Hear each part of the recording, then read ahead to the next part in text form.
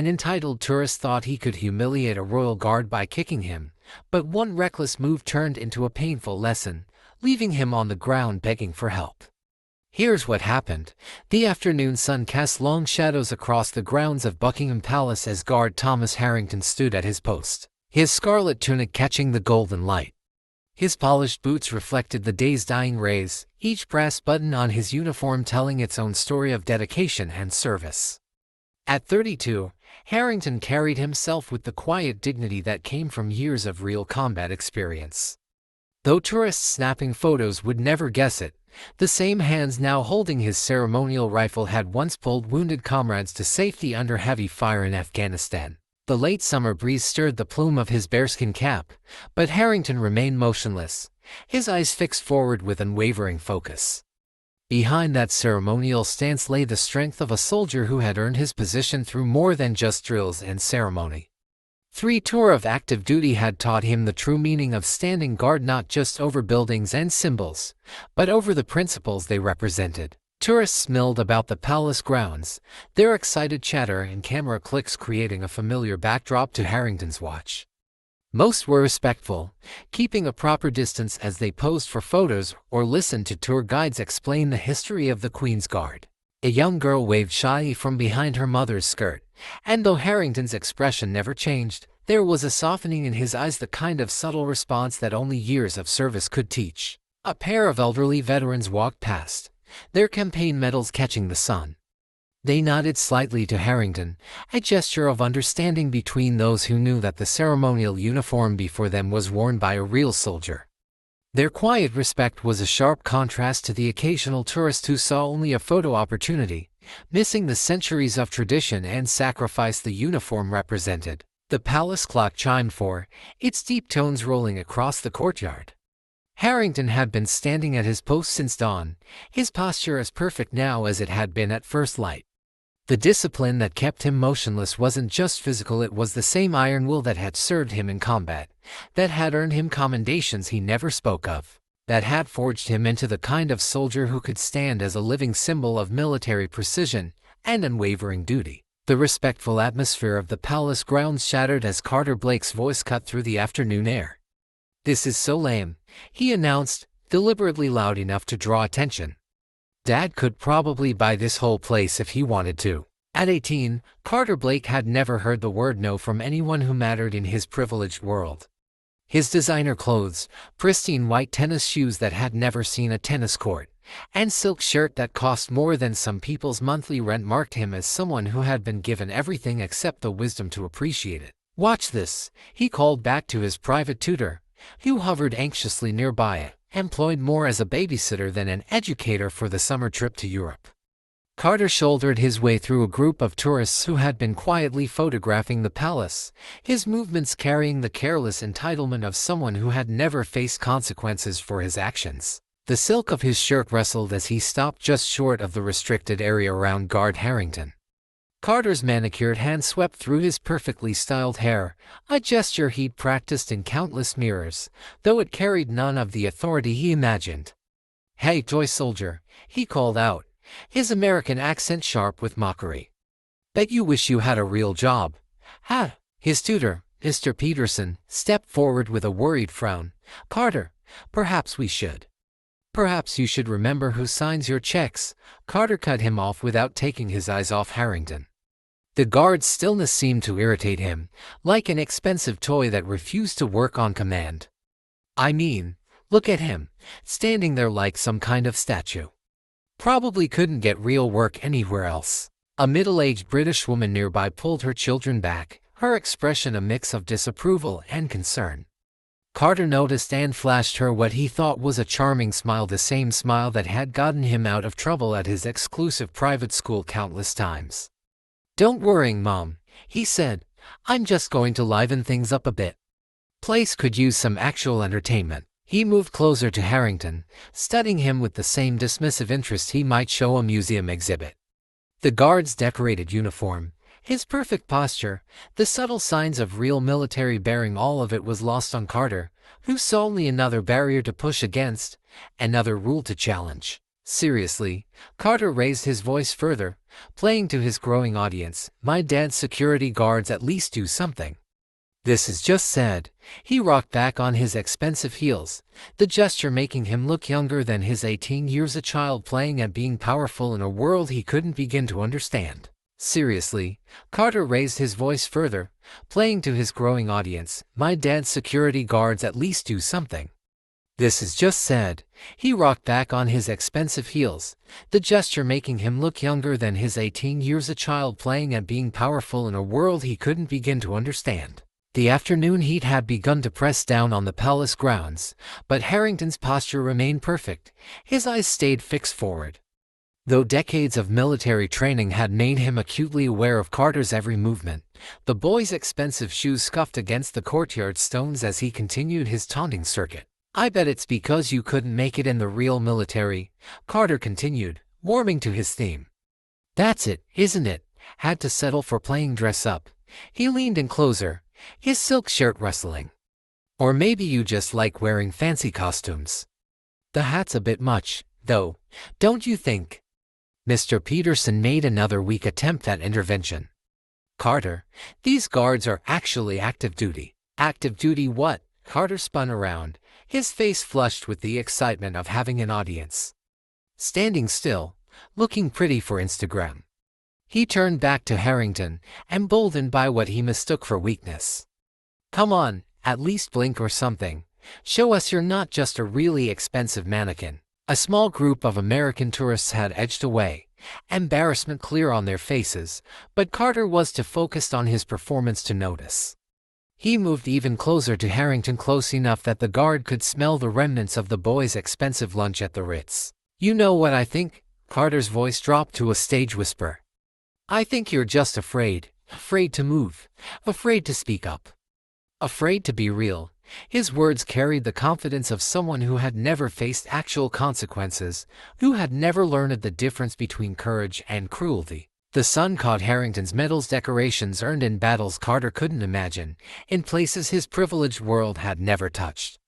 But the boy saw only shiny objects, more costume pieces to mock. Nice pins you've got there, Carter sneered, his face inches from the medals. Did they come with the outfit, or did you have to buy them separately? He reached out as if to touch one, then pulled back with an exaggerated laugh. Oops, almost forgot we're not supposed to touch the displays. An elderly man wearing a veteran's pin stepped forward, his face tight with controlled anger.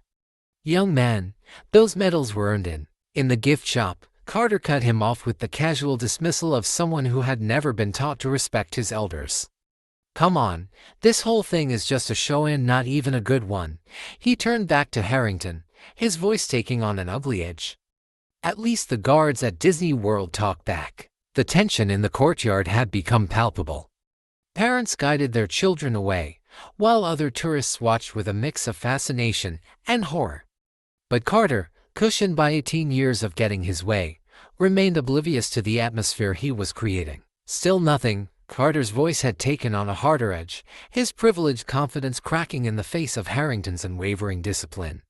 You know, in my world, when someone ignores you, there are consequences. The last word rolled off his tongue with unpracticed menace, a child's imitation of authority he'd seen but never understood. His fingers tugged at his silk collar, a nervous gesture that betrayed his growing frustration. Every second of being ignored seemed to chip away at 18 years of entitled certainty. The afternoon sun caught the brass buttons of Harrington's uniform as Carter shifted his weight, his expensive tennis shoes scraping against the courtyard stones. Years of military service had taught Harrington to read body language. The subtle tells that preceded violence. He could see it building in the boy's stance, in the way his manicured hands clenched and unclenched, in the growing flush of frustrated entitlement across his young face. Even the way Carter's shoulders tensed reminded Harrington of countless confrontations he'd witnessed, though usually from more dangerous opponents than this privileged teenager. A couple of German tourists whispered to each other, slowly backing away as they sensed the building tension. Their cameras lowered, the atmosphere no longer suitable for holiday snapshots. Even the pigeons seemed to sense the shift, taking wing from their perches on nearby statues. I said, Carter's voice rose sharply, cracking slightly on the last word. There are consequences. His right foot drew back slightly, his body telegraphing his intentions with all the subtlety of someone who had never been in a real fight. Maybe you need a lesson in manners. When someone talks to you, you're supposed to answer. The words tumbled out in a rush, each one higher pitched than the last, his composure unraveling like a cheap sweater. Mr. Peterson's face had gone pale, his years of experience as a tutor having taught him to recognize the moments when his charge's temper crossed dangerous lines. "Carter, don't!" His warning carried all the authority of a paper shield against a tidal wave, but Carter was already in motion. His leg swung forward in what he imagined was a powerful kick aimed at Harrington's knee. Reality, however, had different plans for the entitled teenager who had never learned the physics of actual combat. His designer jeans too tight for any practical movement restricted his kick even before it began. His Italian leather belt caught the sunlight as his body twisted awkwardly, everything about his stance wrong in ways that would have made any martial arts instructor wince. The moment stretched like pulled taffy, each fraction of a second burning itself into the memories of every witness. Carter's designer shoe sliced through the air with all the precision of a drunk butterfly, the white leather soon to be scuffed beyond the help of any premium cleaning service. His balance, already compromised by anger and inexperience, shifted exactly wrong. The kick that was supposed to bring the guard to his knees instead twisted Carter's own ankle at an angle that nature never intended. Time seemed to slow, allowing everyone to witness each excruciating detail of karma in action. Carter's confident smirk transformed into wide-eyed realization, then blossoming panic as he felt his designer should catch against the ancient stones. His ankle rolled with the graceless inevitability of someone discovering far too late that actions have consequences that no amount of family money can prevent. The sound that followed wasn't the solid impact Carter had imagined. Instead, it was a complicated symphony of consequences, the soft scrape of his shoe barely brushing Harrington's uniform, the sharp crack of his ankle twisting, and the high-pitched yelp of sudden pain that escaped his throat as his whole world tilted sideways. The noise echoed off the palace walls, a perfect acoustic reminder that privilege doesn't protect against physics. Carter hit the ground with all the grace of his privileged upbringing, which was to say, none at all. His silk shirt, probably worth more than a week's salary for most people present, gathered dust from the courtyard stones as he clutched at his ankle, his face transforming from arrogant confidence to shocked disbelief to pure, unadulterated pain, each expression a more honest version of the last. The gold chain around his neck, a recent birthday gift he'd bragged about earlier, tangled uncomfortably against his throat as he curled inward. "Oh God, ow!" The carefully cultivated image of sophisticated rebellion shattered like fine china as Carter curled around his injured ankle. Tears, real ones, not the kind he used to get his way at home, sprang to his eyes, smearing the designer's sunglasses that had fallen askew on his face. "My ankle, I think it's broken." His voice had lost all its previous bravado, reduced to the scared whimper of a boy who had just learned that actions have physical consequences. His perfectly manicured nails, fresh from a morning spa treatment, scraped uselessly against the stones. The crowd had drawn back instinctively, creating a circle around the fallen teenager. Parents pulled their children closer, using the moment as an impromptu lesson about respect and consequences. A few phones had appeared to record the moment, but their owners quickly lowered them, something about the scene too raw, too human for casual entertainment. Even the most hardened cynics in the crowd found no pleasure in watching privilege meet reality with such painful clarity. "Somebody help!" Carter's voice cracked, pain stripping away years of entitled behavior to reveal the scared teenager beneath. His hands fluttered uselessly around his ankle, manicured nails scraping against designer socks as if trying to claw the pain away.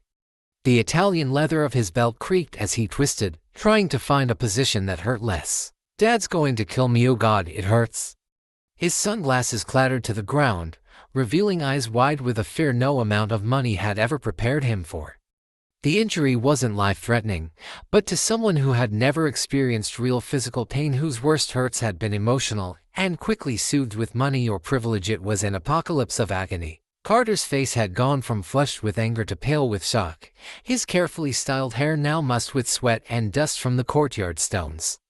His right hand kept reaching for his phone, then pulling back, as if unsure whether to call his father or simply curl into a ball and wish the world away. It was then that guard Thomas Harrington did something that made the crowd draw a collective breath. With the same precision that marked his every movement, he broke his stance. The ceremonial rifle was secured in one fluid motion as he stepped toward the fallen teenager, not with anger or satisfaction, but with the measured concern of a professional soldier. "Stay still, son." Harrington's voice carried the quiet authority of command, though gentler than he might use on the battlefield. "Let me have a look at that ankle." His movements were precise and controlled as he knelt beside Carter, white-gloved hands a stark contrast against the boy's dusty designer clothes. Carter blinked through his tears, confusion momentarily overwhelming his pain. The statue he'd been mocking was suddenly very much alive, and more than that, he was helping. But I tried to." His voice hitched with a mixture of pain and bewilderment. "Doing my job doesn't mean I'll leave someone injured," Harrington replied matter-of-factly, his trained eyes assessing the ankle. "Even if that someone made some poor choices." His hands moved with professional efficiency, checking for serious damage. "It's a bad sprain, but I don't believe anything's broken. Still, you'll need proper medical attention." The crowd watched in respectful silence as Harrington signaled to a palace guard nearby. His next actions demonstrated why the Queen's Guard were soldiers first, ceremonial guards second. With careful but confident movements, he helped Carter into a sitting position that would keep weight off the injured ankle. "I don't understand." Carter winced, his voice smaller now, stripped of its earlier arrogance. "Why are you helping me? I was trying to. I was being a right proper prat, if you'll pardon my saying so." Harrington finished for him, though there was no malice in his tone. His hands were already fashioning a makeshift support for the ankle using his own ceremonial sash, an item that would take hours to replace and polish. "Leaving someone in pain isn't part of any military training I've received." Mr. Peterson had finally found his courage and hurried forward. "Should we call an ambulance?" "Palace medical team's already on their way," Harrington assured him, not looking up from his work. "They'll take good care of him." His movements were precise as he secured the temporary support. "Though I suspect this young man's pride might take longer to heal than his ankle." Carter's face flushed, but this time with shame rather than anger. The guard's quiet competence, his unhesitating assistance despite the previous abuse, was doing what years of expensive education had failed to do, teaching him about real dignity and strength. "I'm sorry," Carter whispered, the words feeling foreign on his tongue. "I didn't think." "No, you didn't," Harrington agreed calmly. "But thinking usually comes after consequences, in my experience." He adjusted the makeshift support with practiced care. "The uniform you are mocking, every soldier wearing it has trained extensively in combat medicine. The toy soldier you thought you saw, he's treated wounds under heavy fire, helped evacuate civilians from combat zones, and yes, occasionally stands very still while tourists take photos." The palace medical team was approaching now, their kit bags at the ready. Harrington gave them a professional nod before turning back to Carter. "The medals you laughed at, each one represents lives saved, duties fulfilled, sacrifices made. We stand guard not because we can't do anything else, but because we've done enough to earn the right to guard what matters." Carter's eyes dropped to the ceremonial sash now supporting his ankle, an item he'd been mocking minutes earlier, now being sacrificed to ease his pain. The irony wasn't lost on him, and for perhaps the first time in his 18 years, he felt truly small. "The medical team will take good care of you," Harrington said, standing with military precision. "But before I return to my post, remember this: true strength isn't in how hard you can kick. It's in knowing when to help someone who tried to kick you." As the medical team began their work, Harrington remained nearby, his presence now carrying a different kind of authority, not the ceremonial stillness of before, but the active command of a soldier ensuring a situation was properly handled. "This might hurt a bit," one of the medics warned as they examined Carter's ankle. The teenager bit his lip, trying to hold back another whimper. His expensive shirt was ruined, his perfectly styled hair now damp with sweat, but somehow, those details seemed terribly unimportant. "The thing about standing guard," Harrington spoke again, his voice pitched for Carter's ears though others could hear, is that it teaches you patience. Teaches you that there's more to strength than movement, more to power than action. He paused as the medics worked, noting how Carter winced. It teaches you to think before you act. Carter looked up, his face a mixture of pain and dawning understanding. Nobody ever. He struggled to find the words. Everyone usually just does what I want. And that, Harrington replied quietly, is perhaps the greatest disservice they've done you. His words carried no judgment, just the simple weight of truth. In the military, we learned quickly that rank and privilege mean nothing to bullets or bombs. Nature works the same way. Physics doesn't care about your family name or bank account. The medics were wrapping Carter's ankle now, their movements professional and efficient. Mr. Peterson hovered nearby, his earlier timidity replaced by genuine concern for his charge. The crowd had begun to disperse, though many lingered, sensing they were witnessing something important. When I first joined the military, Harrington continued, his voice taking on a teaching tone that commanded attention, I thought I knew everything. First day of training, I learned it differently, not from getting yelled at, not from push-ups or drills, but from a simple truth. The uniform doesn't make the soldier honors the uniform. Carter nodded slightly, understanding beginning to penetrate the fog of pain and embarrassment. Like how you helped me even after I was such a, he trailed off, unable to find a word bad enough. The uniform represents something greater than any individual, Harrington explained. When you mocked it, you weren't just insulting me. You were disrespecting every soldier who's ever worn it, every sacrifice it represents, every principle it stands for. He adjusted his stance, parade ground perfect, even in this teaching moment. But responding to disrespect with neglect would dishonor it just as much. The medical team had finished their initial treatment. We'll need to get him to proper facilities for an X-ray, one reported. It's likely just a severe sprain, but better to be certain. Carter started to struggle to his feet, but Harrington's hand on his shoulder kept him seated. Patience, son, another lesson we learn early. Rushing a bad situation only makes it worse. He nodded to the medics, who were preparing a wheelchair. Accept help when it's offered. There's no weakness in that. I've never needed help before, Carter admitted quietly, his earlier bravado completely evaporated. Or maybe I just never realized I did. Understanding that is worth more than any tutor's fee, Harrington replied, helping Carter carefully into the wheelchair. The strongest men I've known were those who understood their limitations, who knew when to stand firm and when to accept assistance. As the medical team prepared to transport him, Carter looked up at Harrington with new eyes, not seeing a ceremonial guard or a tourist attraction, but a soldier, a teacher. A man who demonstrated more strength through compassion than any amount of wealth or privilege could buy. Thank you, Carter said softly, the words carrying the weight of a lesson learned the hard way. Not just for this, he gestured at his wrapped ankle, but for showing me what real strength looks like. As the medical team began to wheel Carter away, Harrington's voice carried one final message, remember this moment, son. Not the pain or the embarrassment, but the lesson. Every guard standing here has earned their place through years of service, discipline, and sacrifice. The stillness you see isn't weakness, it's strength under perfect control. Carter nodded, his eyes showing a maturity that hadn't been there an hour ago.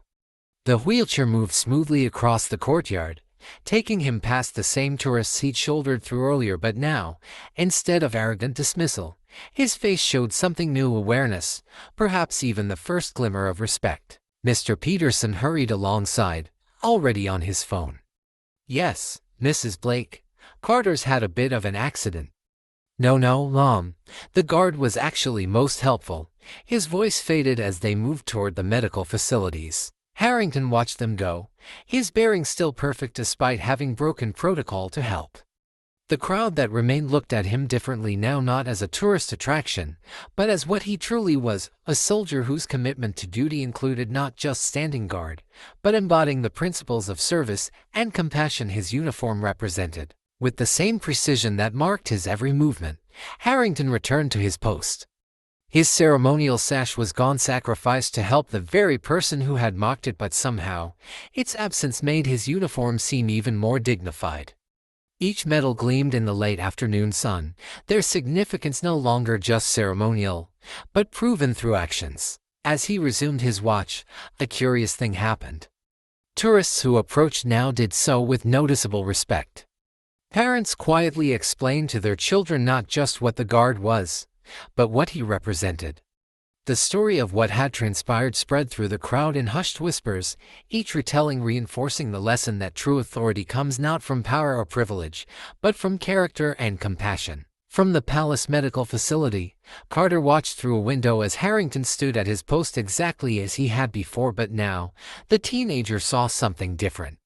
Not a statue, not a tourist attraction, but a living embodiment of principles he was only beginning to understand. His ankle throbbed, but the pain seemed to be teaching him something his privileged upbringing never had. Respect isn't commanded through money or force. It's earned through actions and character. As the sun began its descent over Buckingham Palace, Guard Thomas Harrington continued his watch standing as he always had, a guardian not just of gates and walls, but of values that no amount of wealth could buy and no amount of arrogance could diminish. Sometimes, the most powerful lessons come not from books or tutors, but from moments of humbling clarity. On that summer afternoon at Buckingham Palace, a young man learned what no amount of money could teach, that true strength lies not in the ability to dominate others, but in the capacity to help even those who've shown us disrespect. Guard Thomas Harrington's actions that day demonstrated something profound about the institution he represented. The Queen's Guard aren't just ceremonial figures maintaining ancient traditions, they're soldiers who carry their values into every aspect of their duty. When faced with the choice between righteous retaliation and compassionate professionalism, Harrington chose the harder path, the path that truly honors the uniform. For Carter Blake, a twisted ankle became a turning point, a painful but necessary lesson in humility and respect. Perhaps in that moment of vulnerability, he discovered something his privileged upbringing had never shown him, that real authority doesn't come from wealth or status, but from the strength of character displayed in moments of challenge. The incident serves as a reminder to all who witness or hear about it. The guards who stand watch at Buckingham Palace aren't merely standing still, they're standing for something. Something that endures long after the tourists have gone home. Something that remains steadfast in the face of mockery or misunderstanding. Something that transforms lives through example rather than force. What would you have done in Guard Harrington's position? When faced with disrespect or mockery, could you respond with the same level of professional compassion? Would you be able to set aside justified anger to help someone who had just tried to harm you? If this story resonated with you, don't forget to show your support, like this video, share it with friends who would appreciate its message, and subscribe to the channel for more stories that inspire and uplift. Press the bell icon so you're notified the moment new videos go live. Before you go, take a moment to reflect on the example set by Guard Harrington. Leave your thoughts in the comments below and let us know what true strength means to you. And don't forget to check out the videos appearing on your screen now. Each one tells a story you won't want to miss. Thank you for watching.